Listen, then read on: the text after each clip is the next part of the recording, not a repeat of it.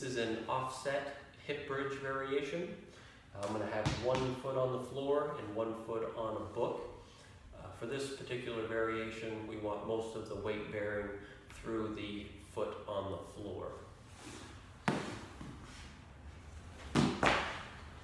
So I'm going to put the end of the seat of the bench right about at my belt line so that I can make sure that I keep my low back firmly pressed into the seat.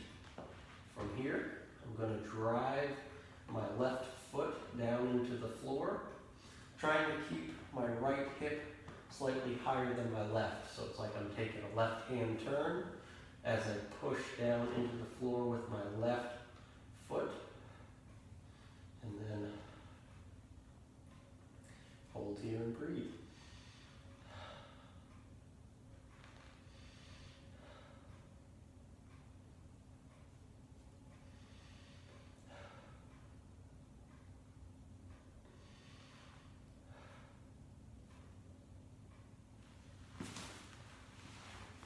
One of the most important aspects of this exercise will be to keep the low back secure against the bench. That will just make sure that you keep a little bit of a posterior pelvic tilt during hip extension.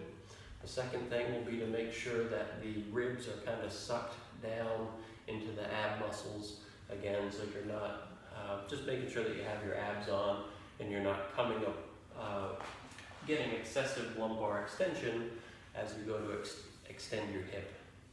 If you're having a tough time keeping the back flat, elevate both feet a little bit so you can still, maybe take a 45-pound weight plate, put it on the floor, and then you can offset your feet from there, putting, for example, the weight plate and the book down, so I'd have 1 foot on the weight plate, the other on the weight plate and the book, just so you can keep that low back flat. That's going to be of primary importance during this exercise.